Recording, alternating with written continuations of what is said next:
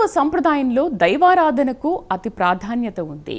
అభిషేకం, అర్చన, పూజాధికాలు హిందూ మతంలో దైవానికి చేసే సదాచారాలు. దైవేచ్ఛకు అనుగుణంగా పూజలు, అభిషేకాలు, అర్చనలు చేస్తే విశేష ఫలాలు ఉంటాయి. అయితే దైవం ఏ ఒక్కరికో అనుకూలం కానీ మరెవరికో ప్రతికూలం కానీ కాదు.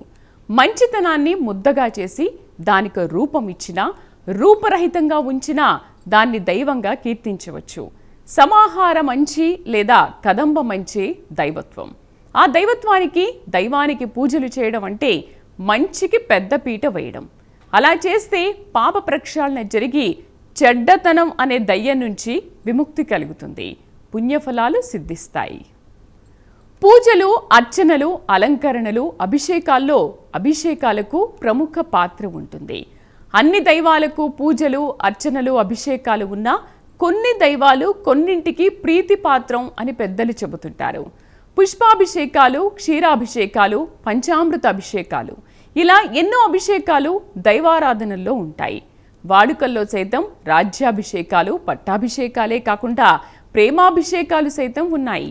దైవాభిష్టాలు, దైవాంశ సంభూతుల అభీష్టాలు గమనిస్తే విష్ణువు అలంకార ప్రియుడు, శివుడు అభిషేక ప్రియుడు, నారదుడు కలహ ప్రియుడు, భీముడు భోజన ప్రియుడు.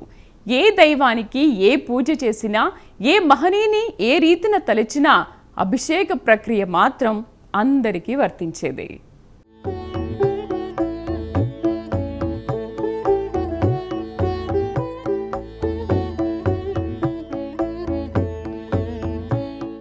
పవిత్ర దేవాలయాల్లో నిత్య పూజలు, విశేష అలంకరణలు, అర్చనలు, అభిషేకాలు ఇలా ఎన్నో కార్యక్రమాలు జరుగుతూ ఉంటాయి.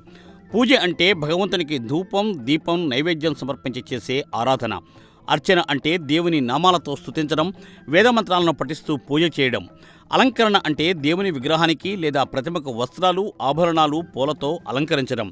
అభిషేకం అంటే దేవుని విగ్రహానికి పాలు, పెరుగు, తేనె మొదలైన వాటితో చేసే ప్రత్యేక ఆరాధన.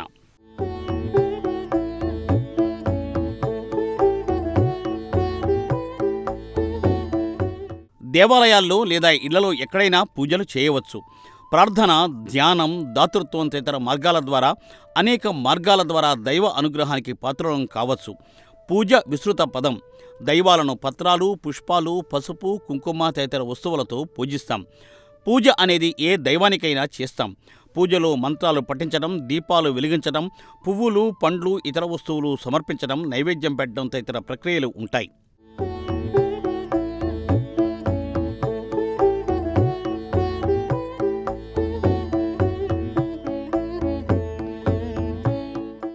అయితే అర్చనలో ఇవన్నీ ఉన్నా నిర్దిష్ట దైవాలకు, దేవతలకు అర్చనా కార్యక్రమాలను చేస్తారు. అష్టోత్తర శతనామావళి లేదా సహస్రనామావళిని పఠిస్తూ అర్చక స్వాములు భక్తుల గోత్ర నామాలతో అర్చన చేస్తారు. అమ్మవార్లకు ప్రత్యేకించి కుంకుమార్చనలు చేస్తారు. అర్చనలో దేవుని పేరును, లక్షణాలను పలుసార్లు పఠిస్తూ వివిధ రకాల హారతులు, నైవేద్యాలు ఇస్తూ ఈ పూజా కార్యక్రమాన్ని పూర్తి చేస్తారు. దేవతలను ఆరాధించే అన్ని పద్ధతులను పూజ సూచిస్తుంది. అర్చన నిర్దిష్ట దేవతకు ప్రత్యేక ఆరాధన.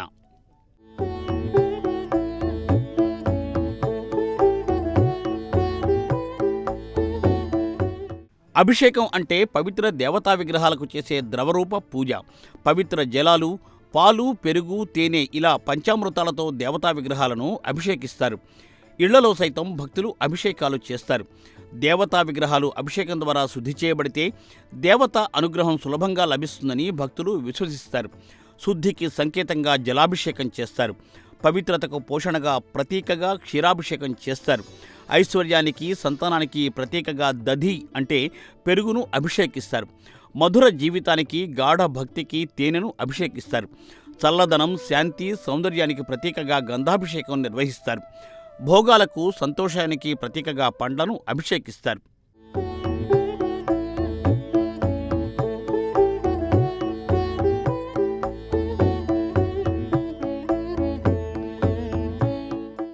అభిషేకం ద్వారా దైవ అనుగ్రహం పొందడం సులభం అవుతుందని భక్తులు భావిస్తారు.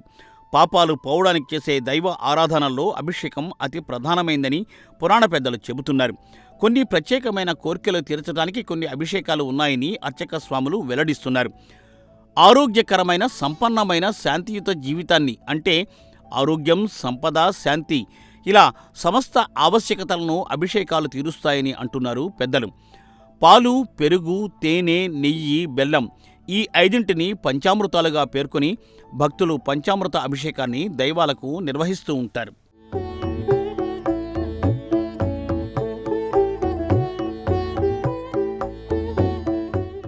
ఒక్కో దైవానికి ఒక్కో ఇష్టం ఉంటుందని పెద్దలు చెబుతారు. అదేవిధంగా దైవాంశ సంభూతులు కారణజన్ములకు సైతం ఒక్కో ఇష్టం ఉంటుందని చెబుతూ ఉంటారు.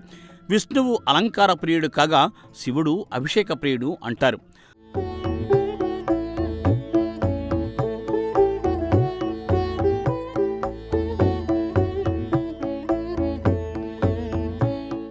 శ్రీ మహావిష్ణువుకు పలు రీతుల్లో అర్చనలు, అలంకారాలు చేస్తారు. సాధారణంగా వైష్ణవ ఆలయాల్లో స్వామివారికి శంఖు, చక్ర, గద, పద్మ అనే ఆయుధాలను ధరింపచేస్తారు. ఇంకా తులసిమాల, వైజయంతిమాల, వక్షస్థలంలో శ్రీవత్స చిహ్నం, కిరీటం, కవచం, ఇతర ఆభరణాలు సైతం అలంకరిస్తారు. విష్ణువు చేతిలో ఉండే 4 ఆయుధాలు శక్తి, ధర్మం, పాలన, శ్రేయస్సులకు ప్రతీకలని చెబుతారు.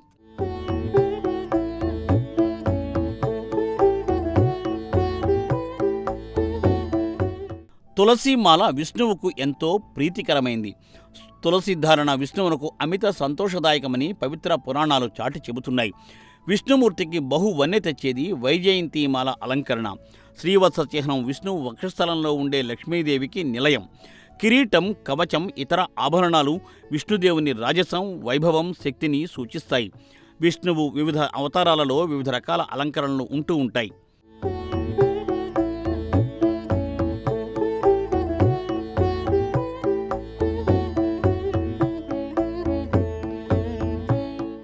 శ్రీ రామావతారంలో ఆయన ధనుర్బాణ శోభితంగా దర్శనమిస్తారు.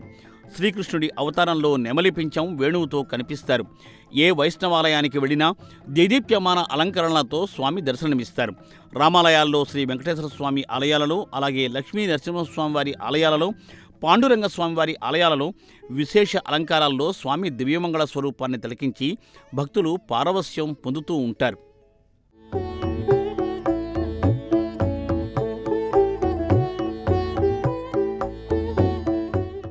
ఎల్లవేళలా నారాయణనామజపంతో తరించే నారదుడు భక్తజన వరదుడు, ప్రియాతి ప్రియ భక్తుడు. అయితే నారదుడికి కలహప్రియుడు అనే పేరు కూడా వచ్చింది. లోక కళ్యాణం కోసం పరితపించే నారదుడు తనను కీర్తించినా, తిరస్కరించినా, దూషించినా అన్నింటినీ సమానంగా తీసుకునే స్థితప్రజ్ఞుడు. దేవగణాలు, రాక్షగణాల దరిదాపులకు కూడా వెళ్లరు. రాక్షసులు దేవతలంటేనే తోకతొక్కిన త్రాచులా పైకి లేస్తారు. రాక్షస గురువు దేవగురువును కలవనే కలవరు. దేవగురువు రాక్షస గురువు మాట ఎత్తనే ఎత్తరు. అయితే నారదుడికి దేవగణాలు, రాక్షసగణాలు, మనుష్యగణాలు అనే భేదం లేకుండా అందరూ ఆహ్వానం పలుకుతారు. అందరి హితోభిలాషి, సర్వప్రాణికోటి సౌభాగ్యం కాంక్షించే నారదుడు తన సుఖం, సౌఖ్యం ఏనాడూ చూసుకోడు. అందుకే నారదునికి కలహప్రియుడు అనే బిరుదు ఇచ్చినా ఎవరూ తిరస్కారభావం చూపించరు ఆయన పట్ల.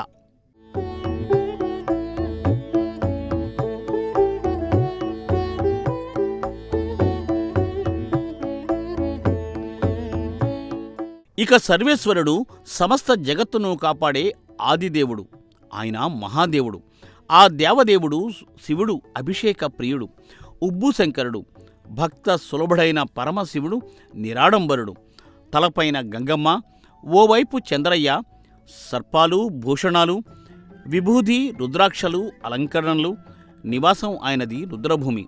హాలాహలం ఉద్భవించి లోకాలు తల్లడిల్లిపోతున్నప్పుడు గరళాన్ని కంఠంలో ఉంచుకున్న సరళ హృదయుడు సదాశివుడు.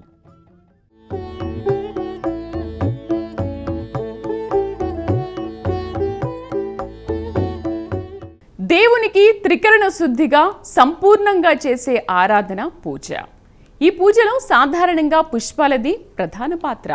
అనంతరం పత్రాలు, పసుపు, కుంకుమలు, అక్షింతలు వగైరా వగైరా వస్తాయి.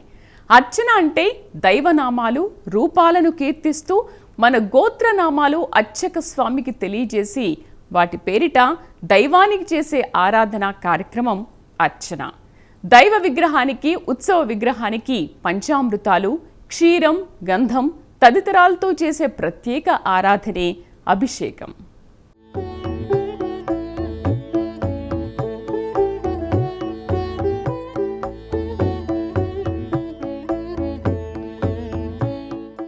పుష్పాలు పత్రాలతో పూజలు పసుపు కుంకుమలతో అర్చనలు చేయడం వల్ల పుణ్యఫలాలు లభిస్తాయి. అయితే అభిషేకాల వల్ల సిద్ధించే పుణ్యఫలాలు ద్విగుణీకృతంగా ఉంటాయి.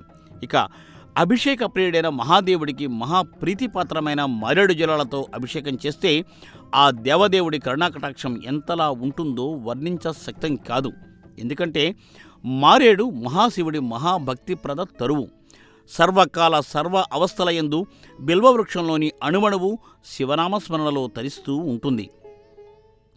శివాలయాలలో పర్వదినాలలో మహాశివరాత్రి మాసశివరాత్రి రోజులలో కూడా లక్షపత్ర పూజలు, బిల్వార్చనలు, వేద మంత్రాలు, మంగళ వాయిద్యాల నడుమ నమక చమక పారాయణలతో కైలాసాన్ని తలపించేలా చేస్తారు. మారేడుకు అంత విశిష్టత ఉన్నందునే భక్త కన్నప్ప మారేడు నీవని ఏరేరితేనా మారేడు దళములు నీ పూజకు అని శివదేవుణ్ణి కీర్తించాడు.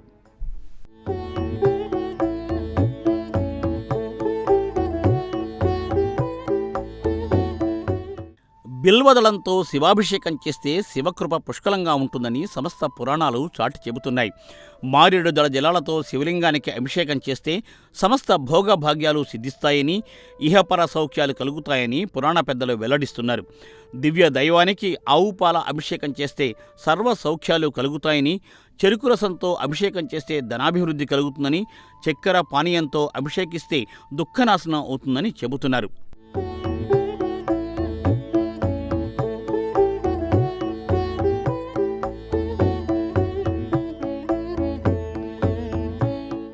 తేనెతో దైవాన్ని అభిషేకిస్తే తేజోవృద్ధి సిద్ధిస్తుందని, పుష్పోదక అభిషేకం భూలాభం కలగజేస్తుందని పురాణ ప్రముఖులు తెలియచేస్తున్నారు. రుద్రాక్ష జలాభిషేకం మహద్భాగ్యం కలుగజేయగా, కొబ్బరి నీటి జలాభిషేకం సర్వ సంపదలు సమకూరుస్తుంది అంటున్నారు. గంగోదకం సత్పుత్ర ప్రాప్తికి, హిరణ్య జలాభిషేకం దారిద్ర్య నిర్మూలనకు తోడ్పడుతుందని అంటున్నారు. అన్నాభిషేకం అధికార ప్రాప్తికి, దీర్ఘాయుష్షు మోక్షం కలగజేస్తే భస్మాభిషేకం మహాపాపాలను సైతం పటాపంచలు చేస్తుందని చెబుతున్నారు పురాణకర్తలు.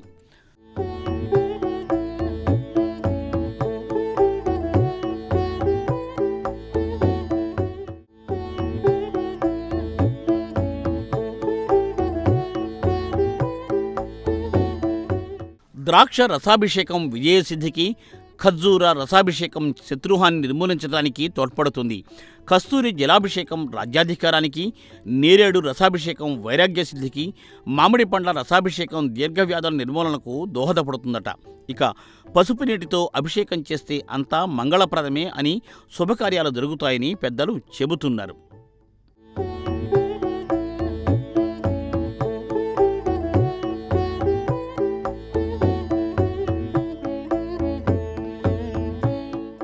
పూజ, అర్చన, అభిషేకంతో పాటు పూజల్లో పాత్ర వహించేవి ఎన్నో ఉంటాయి.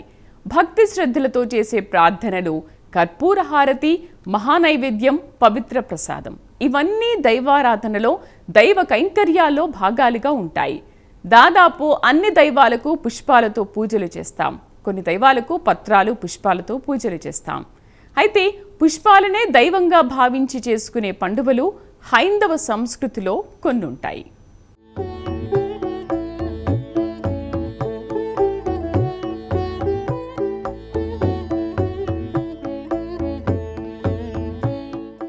దైవారాధన అంటే పూజ, అర్చన, అభిషేకం అనే విషయం అందరికీ తెలుసున్నదే. అయితే ఇంకెన్నో పూజా ద్రవ్యాలు పూజా కార్యక్రమాల్లో భాగమై ఉంటాయి.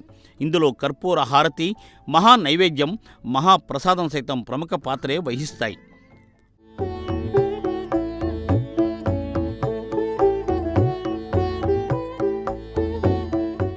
హైందవ సంస్కృతిలో దైవ ఆరాధన ఎంత ప్రధానమో ఆ దైవ పూజలో కర్పూర హారతి, మహా నైవేద్యం, మహాప్రసాదాలు అంతే ప్రాధాన్యం. పూజ ముగిశాక హారతి ఇవ్వడం హిందూ సాంప్రదాయంలో ప్రధాన ఘట్టం. ప్రతికూల శక్తుల నిర్మూలనకు, పరిసరాల పరిశుభ్రతకు, శుభ్రమైన గాలికి కర్పూరాన్ని హారతిగా భగవంతునికి సమర్పిస్తారు. కర్పూరం ఒక అర్పణ. అహంకార, మద, మాత్సర్యాలు హారతి కర్పూరం ద్వారా తొలగిపోతాయని పెద్దలు చెబుతారు. స్వచ్ఛతకు ప్రతీకగా భావించే కర్పూర హారతిలో పచ్చ కర్పూరాన్ని, సాధారణ కర్పూరాన్ని కూడా వినియోగిస్తూ ఉంటారు.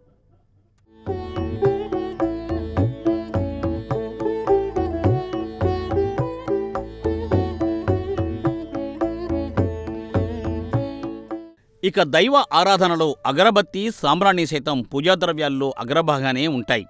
దైవానికి భక్తులు సంధానకర్తగా ఉండేది అర్చక స్వాములే కాదు, అగరబత్తీలు అని సైతం కొందరు వ్యాఖ్యానిస్తూ ఉంటారు.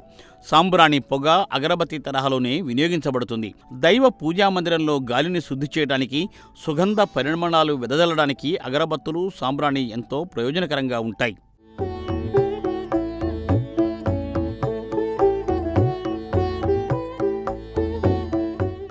ప్రకృతి అందించే ప్రతిదీ పరమార్థం కలిగి ఉన్నది. ప్రకృతి సంపదంతా పరోపకారార్థం కోసం ఉద్భవించేదే. కొవ్వొత్తి మాదిరి తాము కరిగిపోతున్న పరోపకార బాటను తరువులు వీడవు, నదులు గతులు తప్పవు, గోవులు క్షీరదానం చేయక మానవు.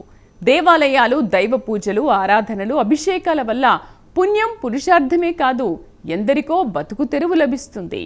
పువ్వులు, ఫలాలు, పత్రి, పాలు, పసుపు, కుంకుమ ఇలా ఎన్నో క్రయ విక్రయాల వల్ల ఎందరో జీవనోపాధి పొందుతున్నారు. ఇక దేవాలయాల్లో మంగళ వాయిద్య కళాకారులు, వేద మంత్రాల ఘనాపాటీలు, సాంస్కృతిక కళాకార బృందాలు, అలంకరణలు చేసే ప్రవీణులు, ప్రసాదాలు, పోటుశాలల ఉద్యోగులు ఇలా ఎందరో అటు కొలువులు పొందుతూ, ఇటు దైవ సేవలో తరిస్తూ, భక్తుల అవసరాలు తీర్చడంలో ముందుంటూ తమ కర్తవ్య విధులను నెరవేరుస్తున్నారు.